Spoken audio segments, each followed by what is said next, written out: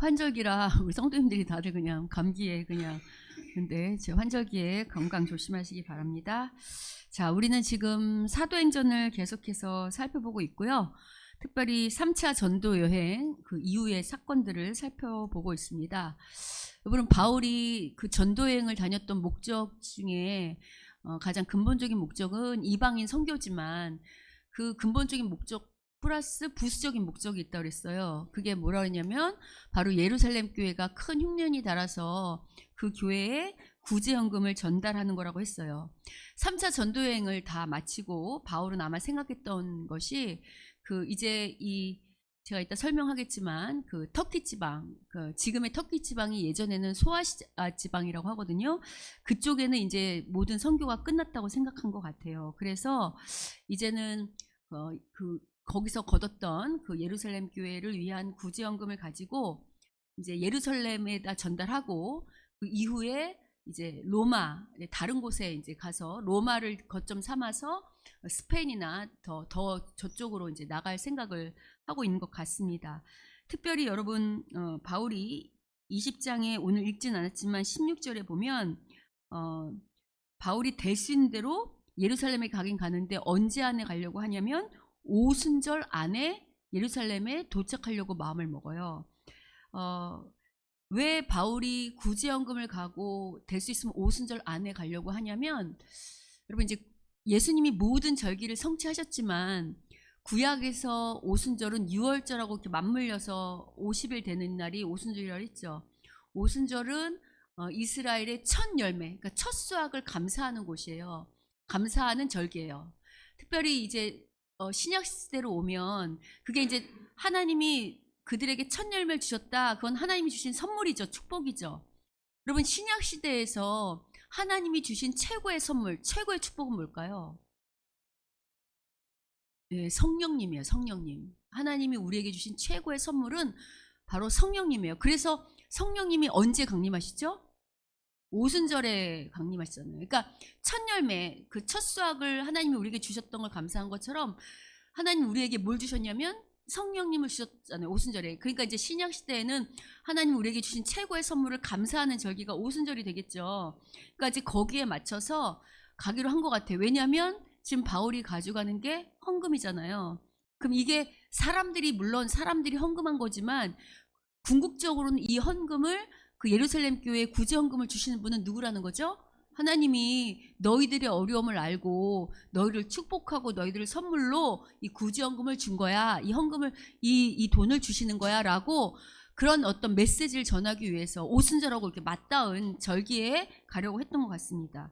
여하튼 이렇게 오순절 안에 예루살렘에 돌아가기도 바쁜데 지금 오늘 본문이 17절부터 오늘 본문이 속한 17절부터 38절까지가 바울이 에베소 교회 장로들을 데려다가 그러니까 밀레도 그 항구로 데려다가 당부를 하는 얘기인데 그냥 당부가 아니고요. 마지막 당부. 이 당부가 심상치 않아요. 왜냐하면 오늘 본문에서 읽진 않았지만 20장 25절을 보면 바울이 이런 말을 해요.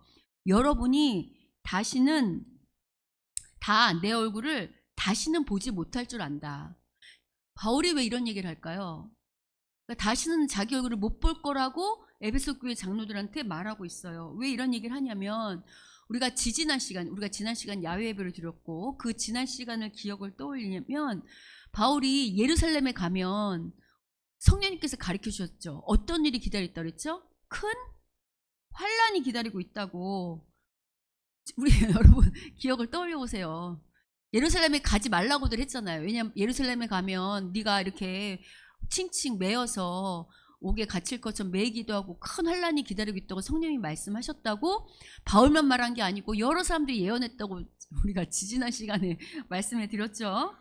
그러니까 아마 바울은 그 큰 환란 가운데 어쩌면 자기 목숨을 담보로 할 수도 있다고 생각했던 것 같아요. 그러니까 다시는 볼 수 없다고 말하는 가운데 이게 어쩌면 보면 바울의 마지막 유언, 마지막 당부 같은 얘기를 지금 하고 있는 거예요. 그러니까 바울이 그냥 가도 되는데 다시는 이 동네에 돌아오지 못할 거라고 생각을 하니까 바울이 제일 오래 머물렀던 도시가 어디냐면 3차 전도 여행에서 제일 많이 머물렀던 도시가 어디죠?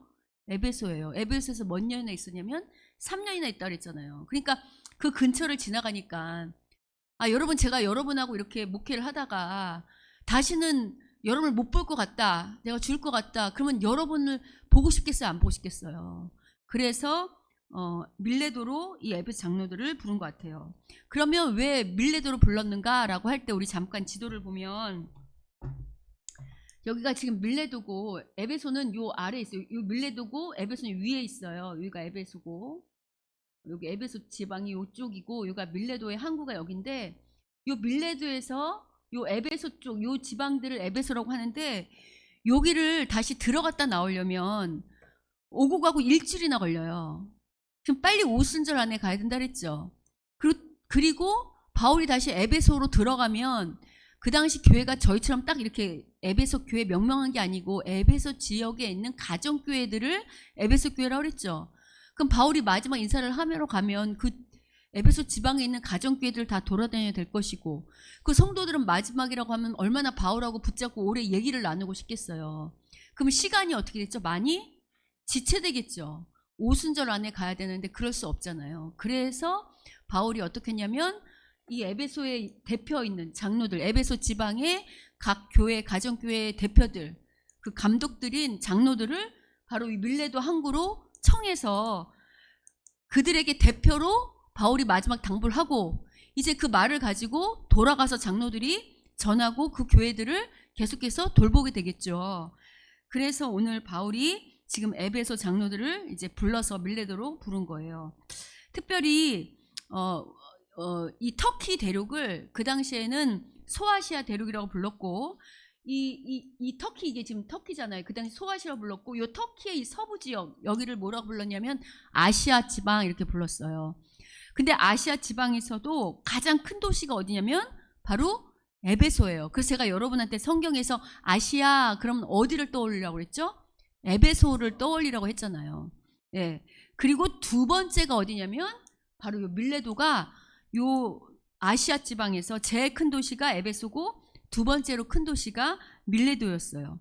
밀레도 도시가 얼마나 대도시였냐면 이 밀레도 도시를 건축할 때, 아예 설계를 할 때 바둑판처럼 아주 정교하게 가로 세로를 딱 이렇게 모양을 잡아서 이렇게 그어서 도시를 아예 계획해서 만든 게 밀레도 도시예요. 그리고 이 밀레도가 얼마나 대도시고 그 다음에 많은 걸출한 인재들을 배출했었냐면, 여러분 혹시 그 수학의 기초를 세운 탈레스라는 사람 들어보셨습니까? 이 사람은 철학의 아버지고 과학자고 그 다음에 수학의 기초를 탈레스인데 기초를 세운 사람인데, 이 탈레스가 이 밀레도 출신인데 무슨 일을 했냐면 당시에 피라미드의 높이를 잴 수 없었거든요. 근데 이집트의 이 바로 왕 파라오들이 이 탈레스의 명성을 듣고 이 피라미드의 높이가 얼마인지를 좀 재달라고 해서 그 당시에 이 사람이 어떻게 했냐면 막대기 하나를 가지고 그 막대기를 꽂아놓고 그림자를 이용해서 그 수학을 따져가지고 피라미드의 높이가 얼마인지를 밝혀낸 그런 학자예요. 그러니까 우리 수학의 어떤 기초를, 우리는 이제 관심이 없어서 수학이나 과학에 관심이 없어서 잘 모르지만 그런 아주 중요한 일을 했던 사람이 탈레스라는 사람인데, 이 사람이 바로 밀레도 출신이에요. 그리고 또 하나, 지금 이스탄불에 가면 성 소피아 성당이라고 그 세계 8대 불가사의 중에 하나인 그 성당이 있거든요. 이 성당이 그 돔 모양으로 지어졌는데 높이가 30m 이상이에요. 그리고 그 돔 천장에 다 벽화로 그림이 그려 있고, 그러니까 그 당시 이 성당이 지금으로부터 1500년 전, 그러니까 537년 정도, 530년대에 지어졌는데, 그 당시에 이 건축 그 기술이 그 얼마나 그 30m 되는 그 성당을 건축하는 게 쉽지 않잖아요. 근데 이때도 이 성당을 건축한 사람들이 누구냐면 수학자들이랑 과학자들이 이거를 설계해서 건축했는데, 그 중에 유명한 사람, 그 참여했던 사람 중에 하나가 누구냐면 이시도루스라는 수학자예요. 근데 그 사람도 역시 밀레도 출신이에요. 그러니까 여러분 지금 가보면, 이제 여러분 한번 사진으로 보세요. 우리가 직접 못 가보신 분은 이스탄불의 성소피아 성당은 너무너무 사진이 잘 나와 있거든요. 어마무시한 크기와 그 다음에 어마무시한 높이를 자랑하는데, 지금부터 1500년 전에 그런 것들을 건축했다는 게 정말 대단한 건데, 거기에서 그 건축했던 사람, 그 이시드로스라는 사람 역시 밀레도 출신이란 거죠. 이처럼 이 밀레도는 세계사의 한 획을 그을 만큼 걸출한 인재들을 배출시킨 대도시였어요. 그런데 지금 바울이 이 밀레도보다 더 큰 도시가 어디라고 그랬죠? 에베소라 했죠. 더 큰 대도시에서 살던 에베소의 장로들을 불러다가 지금 뭐를 하고 있다고요? 마지막 당부를 하고 있어요. 그러니까 마지막 고별 설교이자 마지막 당부를 하는데 오늘 그 중에 제가 일부를 가져왔어요.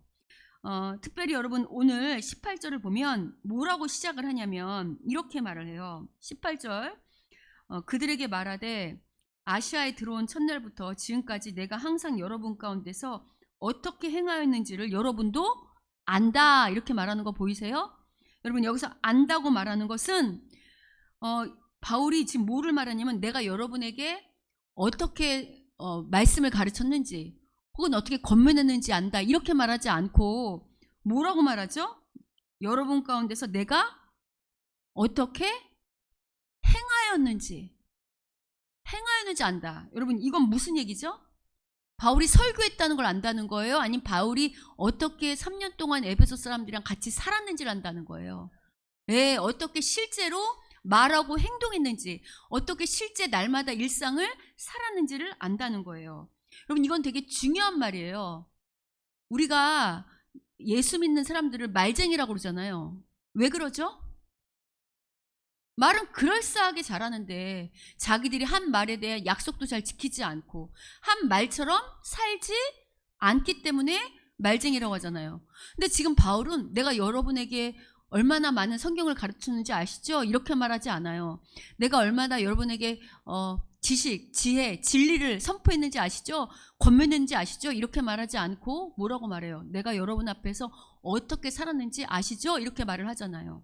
여러분 이렇게 말을 할 수 있다는 것은 바울이 말쟁이가 아니고 어떻게 살았다는 거예요. 정말 예수 믿는 참된 제자처럼 그의 삶을 살았다는 거예요. 여러분 특별히 어떤 사람이 어떤 믿음을 갖고 있는지는 평생은 잘 모르죠. 좋을 땐 모른다 그랬어요. 그 사람이 어떤 믿음을 갖고 있는지는 언제 알 수 있다 그랬죠? 어떤 문제 앞에서 그게 크든지 작든지 어떤 문제가 발생했을 때 어떻게 말하고 행동하는지 보면 그 사람의 믿음의 수준을 알 수 있다고 했어요. 아니 꼭 큰 문제가 아니어도 여러분 화가 나는 상황에서 어떻게 대처하는지, 억울한 상황에서 어떻게 대처하는지, 어떻게 말하고 행동하는지 그게 그 사람의 믿음의 수준이죠. 근데 여러분 실제로 바울을 떠올리면 바울이 에베소에 있을 때 어떤 일들이 있었죠? 바울을 비방하는 일들도 있었고요. 바울이 또 기적을 막 베풀 때 그 바울이 기적을 베풀자 바울을 흉내내서 기적 베푸는 사람도 있었고, 또 데메드리오 사건 그 신상 모형 그 아데미 신상 그거 팔던 사람 그거 더 이상 사람들이 못 팔게 하는, 더 이상 그거 사지 않는, 그래서 폭동이라는 사건 여러 가지 있었잖아요. 근데 그럴 때 그것뿐만 아니라 우리가 여러 번 얘기했지만 에베소에 있을 때 고린도 교회가 속을 썩어가지고 바울이 고린도 교회도 다녀왔다 그런 얘기 기억하시죠? 그런 모든 일들, 바울이 속 썩고 그 다음에 환난을 당하고 여러 문제가 있고 혹은 제가 기적을 베풀었을 때 그럴 때도 바울이 교만하거나 자만하거나 절망하거나 그러지 않고 그런 모든 일상에서 누구처럼 예수님의 참된 제자처럼 말씀을 선포한 그대로 살았던 것을 누가 안다는 거예요? 에베소 장로들이 안다는 거예요. 그래서 여러분 그런 말 많이 하잖아요. 기독교는 예배가 중요한 게 아니고 예배는 곧 삶이다. 그런 얘기 많이 들으셨죠? 특별히 바울이 그래서 내가 어떻게 살았는지를 알죠 하면서 어떤 삶을 살았는지를 18절에서 말하고 있어요. 19절에서 우리 19절을 다 같이 한번 읽어보도록 하겠습니다. 우리 19절을 다 같이 한번 읽어보도록 하겠습니다. 자, 우리 19절 읽겠습니다. 시작. 곧 모든 겸손과 눈물이며 유대인의 간계로 말미암아 당한 시험을 참고 주를 섬긴 것과, 여러분 여기 말이 좀 어렵게 되어 있는데요. 이 19절을 우리가 좀 이해하기 쉽게 제가 다시 번역을 하면 이렇게 번역할 수 있어요. 여러분 그 18절하고 연이어서 이야기를 하면 유대인들의 온갖 모함으로 제가 많은 여러 시련을 당했음에도 불구하고 모든 겸손과 눈물로 여러분들을 섬겼던 것 여러분 다 아시죠? 그런 말이에요. 자, 지금 여기서 바울이 세 가지를 말하고 있거든요. 시련, 겸손, 눈물, 세 단어를 가지고 제가 어떻게 에베소에서 살았는지를 말하고 있는데, 자, 그러면 바울이 시련, 그럴 때 어떤 시련을 당했는지를 우리가 생각해 볼 때, 여러분 예수를 믿든지 안 믿든지 사람들은 시련을 당하는 거, 환난을 당하는 거, 시험을 당하는 걸 좋아하나요? 좋아하지 않나요? 예, 다들 좋아하지 않아요. 여러분, 우리가 구원받았다 할지라도 우리가 하나님께 구하는 게 그러잖아요. 하나님, 제가 큰 부자 바라는 거 아닙니다. 제가 큰 욕심 없습니다. 저 그냥 평범하게 아무 일 없이 아무 문제 없이 그냥 무탈하게 살게만 해주세요. 이게 우리가 보통 하는 기도들이잖아요. 그런데 여러분, 하나님은 우리를 다루실 때 그렇게 하지 않아요. 왜냐하면 우리가 정말 구원받은 백성이라면, 하나님께서는 우리를 하나님의 형상과 모양대로 그렇게 만드시길 원한다고 그랬죠. 근데 문제는 뭐냐면 우리가 아직 죄가 허용된 이 세상에 이 육체를 입고 이 땅에 살고 있잖아요. 우리가 예수를 믿어도 여전히 죄가 허용된, 그리고 뼛속같이 죄가 우리 몸에 배어있는 육체를 입고 사는 한 여전히 우리 안에 정욕들이 남아있나요, 없나요? 네, 하나님보다는 세상, 돈, 사람, 그런 것들 의지하고 싶은 마음이 있나요, 없나요? 있지요. 그래서 여러분, 우리가 잘 알지만 하나님께서 우리를 정말 하나님의 정말 그 형상과 모양으로 회복되는 정금 같은 존재를 만들기 위해서 우리 안에 있는 여러 가지 욕심과 죄악들, 이 불순물들을 제거하기 위해서 하나님 뭘 사용하시냐면 환난과 시험을 반드시 사용하세요. 왜? 죄인인 사람은 여러분 평안할 때 절대로 자신의 죄가 무엇인지 자기를 돌아보지 않아요. 그리고 우리 인간은 스스로 우리의 죄성, 이 모습을 벗어낼 수 있을까요? 없을까요? 없어요. 제가 예전에 교회 다닐 때 저희 교회 안에 금 세공하시는, 그러니까 금을 세공해서 그 공장을 해서 직접 이 순금을 만드는, 그 뭐 18금도 만들고 19금 반지도 만드는 그런 분을 제가 알고 있었는데, 제가 그 공장에 놀러 간 적이 있어요. 근데 정말 이 금을 갖고 오면 이 불 있죠. 그 불로 여러 번 지져가지고 그 안에 불순물을 다 제거하고 또 치고 물에 담갔다가 다시 또 불로 지지고 그것을 여러 번 반복하더라고요. 그래도 순금 100%가 나오는 게 아니라 99%, 99.9% 이렇게 나오더라고요. 여러분, 하다못해 금도 제대로 정금이 되려면 그런 많은 단련의 과정을 거쳐야 되는데, 하물며 이렇게 계속해서 이 땅의 죄 가운데서 계속 죄의 오염 가운데 사는 우리가 그런 하나님의 어떤 환난, 그런 어떤 시련, 시험 이런 것들이 없다면 절대로 정금같이 나올 수 없다고 이게 성경이 말하고 있어요. 왜냐하면 여러분, 구약의 믿음의 사람들, 하나님이 믿음이 있다, 내 맘에 합하다고 혹은 하나님이 쓰셨던 대표적인 사람들이 모세, 다윗, 요셉, 아브람 이런 사람 다 기억하시죠? 여러분, 이런 사람들을 하나님 그냥 두셨나요? 아니면 훈련시키셨나요? 여러분, 모세 같은 경우는 40년이나 광야에서 헤맸고요. 다윗도 기름 부은 하나님의 왕이라고 기름 부었지만 기름 붓자마자 거의 10수년을 광야로 헤매고 다녔어요. 요셉도 마찬가지죠. 근데 여러분, 이걸 통해서 바울은 아는 거예요. 그러니까 주님의 참된 제자들은 시험이 오는 것을 불평하지 않아요. 주님의 진짜 제자들은 어려움이 닥치면 그걸 통해서 뭘 생각하냐면, 이걸 통해서 하나님이 나를 다시 욥처럼 업그레이드 시키거나, 아니면 이 시험을 통해서 내가 아직 하나님 앞에 불순한 혹은 믿음이 없는 부분들, 아직 죄가 있는들, 정욕적인 부분들이 무엇인가를 돌아보고 주 앞에 그것들을 사해지는, 우리가 정같이 훈련되는 것을 믿고 그것을 기쁘게 받아들이겠죠. 그게 우리 힘으로 되는 게 아니고요. 여러분, 우리가 그렇게 기도를 하면 하나님이 이걸 통해서 나를 더욱더 온전하게 만들려고 하나보다 라는 그런 믿음을 누가 주실까요? 그 힘을 주세요. 그래서 기도하라는 거예요. 여러분, 기도는 그래서 하는 거예요. 그런 기도를 하면 그 힘을 주세요. 그래서 그 시련이 닥치면 도망가지 않고, 여러분, 대부분 세상 사람들은 시험이 닥치면 어떡하죠? 도망가요. 도망가거나 잠수하거나 어려움이 닥치면 그 문제를 피하기 위해서 도망간다고요. 근데 여러분이 놓치지 말아야 되는 게 있어요. 여러분, 하나님은 집요하세요.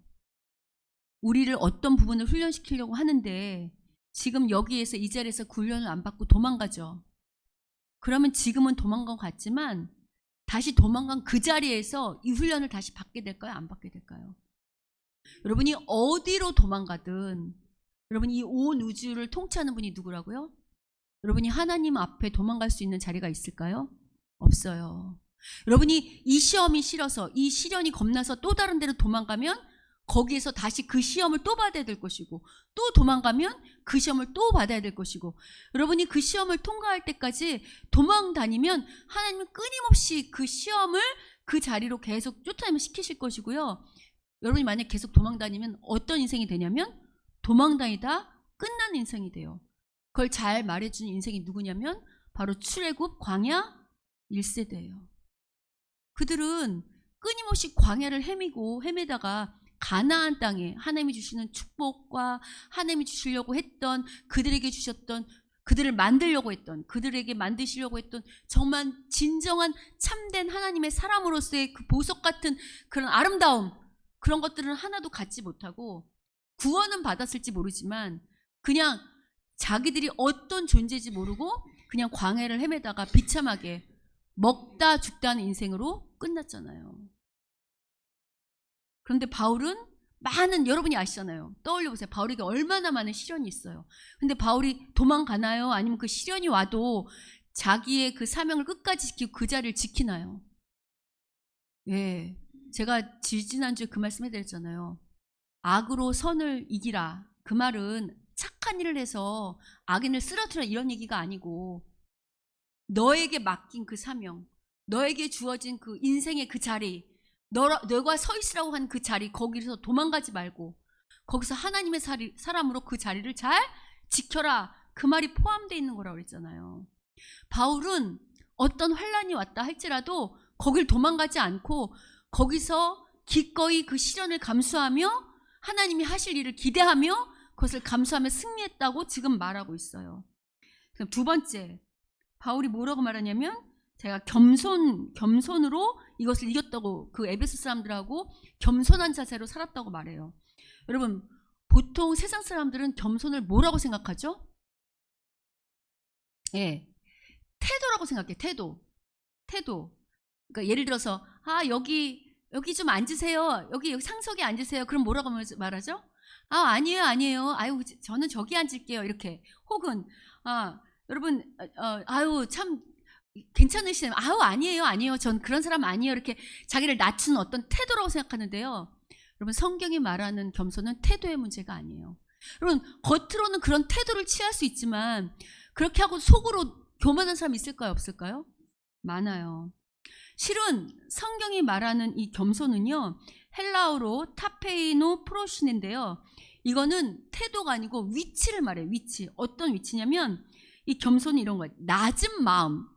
이 타페이노 프로시라는 이 헬라어의 뜻 중에는 겸손이라는 뜻도 있지만 마음의 낮음.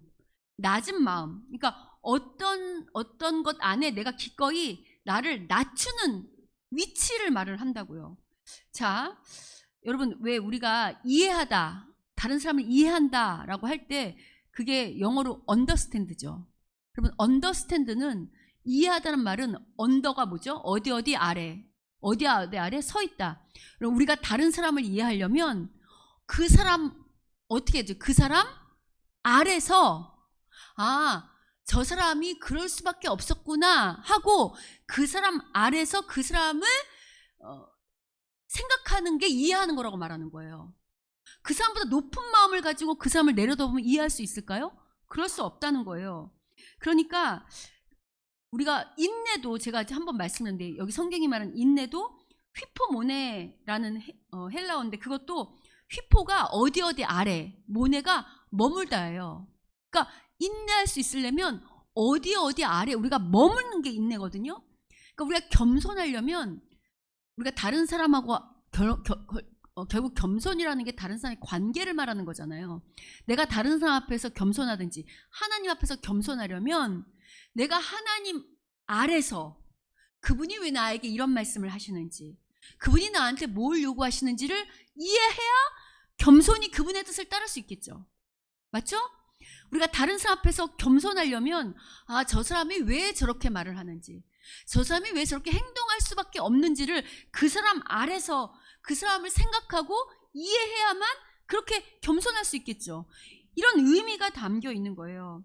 근데 바울은 얼마든지 교만해질 수 있는 사람이잖아요. 왜냐하면 여러분 생각해 보세요. 바울이 에베소에서 사역할 때 바울이 기도만 해도 막 기적이 일어나고 악기가 물러갔을 뿐만 아니고 얼마나 하나님이 바울을 귀하게 쓰셨냐면, 바울이 일하다가 쓰던 앞치마 혹은 땀 닦던 그 손수건, 그런 것만 가져다가 병자한테 올려놔도 그 병이 낫고 악기가 물러갔다고 그랬어요. 여러분, 여러분에게 그런 기적이 일어난다고 생각해 보세요. 그럼 여러분 어떻게 되겠어요? 얼마나 어깨를 으쓱하면서 내가 적어도 이런 사람이야, 봤지? 내가 기도만 안 하고 손만 대도, 아니 내 손수건, 내 앞치마만 대도 내가 이런 능력의 사람이야. 여러분 안 그럴 것 같으세요? 아니요. 제가 사역하면서 조금만 자기에게 그런 은사가 있으면 그것으로 다른 사람 평가하고 교만한 사람들 엄청 많이 봤어요. 그게 꼭 사역자들만 그럴 것 같으세요? 아니요. 교회 안에 일반 성도들도, 뭐 집사든 권사든 장로들도, 제가 기도를 좀만 많이 하든 뭔가 헌신만 해도 내가 이 정도 헌신했다, 내가 이렇게 했다, 나는 이만큼 하는데 너희들은 왜 이렇게 못하냐고 하는 교만한 사람들 많이 봤어요. 근데 바울은 한 번도 그러지 않았다는 거예요. 그거를 그의 삶과 행동으로 드러냈다는 거예요. 특별히 여러분, 겸손의 반대말이 교만이라고 할 때, 교만의 헬라어는 휘페레판이라는 그 단어도 있지만 이게 높아짐 이런 뜻이거든요. 근데 교만하다라고 할 때는 PCO라는 헬라어를 써요. 근데 PCO는 무슨 뜻이 담겨 있냐면, 어디서 근원이 나왔냐면 풀무질하다라는 데서 나왔거든요. 그럼 풀무질이 뭐냐면, 이런 왜 지나가다 보면 이렇게 왜 그 풍선 같은 거 있죠. 이렇게 풍선, 종이 풍선, 이렇게 인형 풍선, 왜 이렇게 광고하려고 바람 풍선, 바람 인형, 거기다 이렇게 바람 넣는 거 아시죠? 바람 넣어서 이렇게 커지는 거죠. 그게 바람을 넣는 걸 풀무질하는 거라고 말하는 거예요. 교만하다 뜻이 뭐냐면 풀무질하다는 뜻이에요. 무슨 얘기냐면, 내가 갖고 있는 형태보다 내가 나를 더 풀무질해서 나를 과대평가하는 거예요. 그러니까 나는 요 정도의 수준밖에 안 되는데 내가 나를 막 풀무질해가지고 나는 이만한 사람인 줄 아는 거, 그걸 교만하다고 말을 해요. 그러면 그런 사람들이 얼마나 많은 줄 아세요? 자기 신앙의 수준이 어떤 줄 모르고, 아까 말한 것처럼 어떤 기도, 어떤 전도, 어떤 봉사의 어떤 하나의 어떤 종교적 행위를 가지고 내가 이 정도 하는 사람이야, 내가 이 정도 믿음 있는 사람이야, 어떤 은사를 가지고 내가 이 정도 은사자야, 내가 너희들이랑 달라 하고 자기를 막 풀무질하는 사람들이 많아요. 세상 사람들도 허풍쟁이들 많잖아요. 자기는 재산이 100원밖에 없는데, 100만 원밖에 없는데 나 1000만 원, 나 1억, 나 10억 있는 사람이야. 허세 부리는 사람들 많아요, 안 많아요? 여러분, 계속 그렇게 풀무질하다 보면 나중에 어떻게 되죠? 바람 인형한테 계속 풀무질 해보세요. 예, 계속 교만은 결국은 터지는 거예요. 그래서 잠언이 말하잖아요. 교만은 패망의, 그게 그 말이에요. 자기가 누군지 모르고 계속 풀무질하면 결국은 터지는 거예요. 패망한다고. 근데 바울은 그러지 않았다고 말을 하고 있어요. 그럼 바울이 얼마나 겸손했는지는 바울이 고백을 통해서도 알 수 있어요. 우리 고린도전서 15장 10절을 좀 보면 바울이 이렇게 고백하고 있습니다. 제가 한 구절만 갖고 왔어요. 한 구절만. 자, 한번 읽어보겠습니다. 시작. 그러나 내가 나된 것은 하나님의 은혜로 된 것이니 내게 주신 그의 은혜가 헛되지 아니하여 내가 모든 사도보다 더 많이 수고하였으나 내가 한 것이 아니요 오직 나와 함께 하신 하나님의 은혜로라. 여러분, 아까 바울이 많은 기적을 행했다고 그랬죠. 그러면 은근히 이거 나는 너희랑 달라 이럴 수 있죠. 근데 바울이 뭐라고 말해요? 야, 내가 모든 사고보다 수고를 더 많이 했어. 그런데 내가 한 거 누가 한 거 아니래요? 오직 누가 한 거래요? 하나님이 하신 거다. 내가 한 거 아니다. 이게 바울의 기본 자세예요. 얼마나 겸손한지 아시죠? 그리고 여기서는 제가 말씀을 안 갖고 왔지만 바울은 늘 이렇게 생각해요. 내가 죄인 중에 괴수다. 여러분 진짜 믿음이 깊어지는 사람들은 제가 여러 번 얘기했어요. 믿음이 깊어진다는 건 이렇게 말할 수도 있어요. 그럼 믿음 깊어진다는 것은 하나님이 누구신지를 점점 더 많이 경험하고 알아가는 거죠. 여러분 우리가 하나님을 세월이 가서 하나님을 점점 더 많이 알아가서 하나님이 얼마나 높으신 분인지, 그분이 얼마나 우리를 사랑하시는 분인지, 그분이 얼마나 전능하신 분인지를 이걸 점점 알아간다면 하나님이 우리와 비교할 수 없는 높으신 분인 걸 알잖아요. 뿐만 아니고 동시에 하나님이 누구신지를 알면 동시에 사람은 인간이 누군지를 알게 돼요. 그럼 인간은 이 하나님이 누군지를 아는 동시에 믿음이 점점 성숙해지면 인간이 얼마나 죄인인지, 인간이 얼마나 바닥인지, 인간이 할 수 있는 일이 얼마나 없는지를 다윗이 말하잖아요. 인간은 죄밖에 모른다. 인간은 태중에 있을 때부터 죄인이었다. 엄마의 뱃속부터 죄밖에 모르는 거다. 다윗이 나중에 밧세바 범한 후에 나중에 됐잖아요. 시간이 가면 갈수록 인간이 얼마나 바닥인 줄 알아요. 그래서 여러분 진짜 믿음이 제대로 성숙한 사람, 하나님 앞에 믿음이 아는 사람은 가면 갈수록 하나님의 높아짐을 알고 인간의 바닥을 아는 이 깊이가 얼마나 이게 점점 깊어진지를 알아서 믿음이 깊어진다는 것은 이렇게도 설명할 수 있어요. 하나님과 인간이 얼마나 차이가 있는지, 얼마나 이게 정말 다른 존재인지, 그럼에도 불구하고 이 다른 존재이신 하나님이 이 바닥 같은 이 저 밑에 지하로도 어디로 더 정말 사망의 음침함으로 더 내려갈 수밖에 없는 인간을 얼마나 사랑하시는지를 아는 이 깊이가 점점 깊어지는 것을 아는 자가 성숙한 거예요. 그래서 여러분 진짜 믿음 있는 사람은 내가 얼마나 죄인인지, 내가 얼마나 죄인 중에 괴수인지, 내가 내 힘으로 그 어떤 것도 할 수 없는지를 알게 된다고. 그래서 겸손한 척 하려고 하는 게 아니고요. 내가 이런 죄인 중에 괴수인 나에게도 날마다 은혜를 베푸시는 하나님 걸 경험했다면, 이런 내가 감히 이런 죄인 중에 괴수가 다른 사람 보고 너는 어떻네, 네 믿음이 어떻네, 네 태도가 어떻네 이렇게 함부로 손가락질하고 판단하고 비난할 수 있을까요? 절대 못해요, 여러분. 그래서 진짜는 다른 사람에게 함부로 하지 않는다니까요. 이게 바울이 말하는 겸손이에요. 여러분 저는 우리 교회 성도들의 눈이 시간이 가면 갈수록 온유해졌으면 좋겠어요. 여러분 예수를 잘 믿으면 돈이 많아지는 게 아니고 이 얼굴에 하나님의 사랑과 온유가 넘치는 걸 말해요. 여러분이 거울을 한번 보세요. 내가 50, 60이 됐는데도 인상이 험악붙다. 예수를 오래 믿는데도 험상궂다. 뭔가 독하다. 눈에 살기가 등등하다. 죄송하지만 예수님 잘못 믿은 거예요. 여러분 정말 하나님을 제대로 알면 절대로 다른 사람에게 함부로 평가하거나 함부로 대하거나 함부로 말할 수가 없어요. 오히려 그 사람의 연약함을 볼 때 어떻게 하게 될까요? 하나님 저 연약함이 우리의 죄의 연약함, 내 모습입니다. 저게 인간의 우리의 모습입니다. 하나님 고쳐주십시오. 긍휼함을 베풀어 주십시오. 하나님 은혜를 베풀어 주십시오. 그래서 하나님 우리는 주님의 은혜가 꼭 필요합니다. 하나님의 은혜가 없으면 이 모습을 벗을 수 없습니다. 이렇게 말하는 수준이 된다고요. 여러분 우리는 정말 바울처럼 진정한 이 성경이 말하는 겸손의 사람이 되기를 주님을 축원합니다. 아멘. 세 번째가 눈물이에요. 바울이 내가 얼마나 눈물로 너희들을 지켜왔는지 알지 이렇게 말을 하죠. 여러분 바울이 내가 눈물로 너희들을 지켜왔는지 알지 이렇게 말을 할 때 바울이 많이 울었다는 거잖아요. 그럼 바울이 언제 누구 앞에서 많이 울었을까요? 바울이 사람들 앞에서 울었을까요? 어디서 울었을까요? 아무도 없을 때 하나님 앞에서 지금 울었다는 거예요. 내가 눈물로 하나님 앞에서 철철이 울면서 너희들하고 함께 했던 거 알지? 왜냐하면 앞서 말한 것처럼 바울은 그냥 닥치는 시련뿐만 아니라 자발적으로 기꺼이 시련을 감수한 사람이에요. 솔직히 여러분 바울이 그 선교 여행하면서 여러 환난을 당했잖아요. 바울이 그거 꼭 당해야 되는 환난인가요?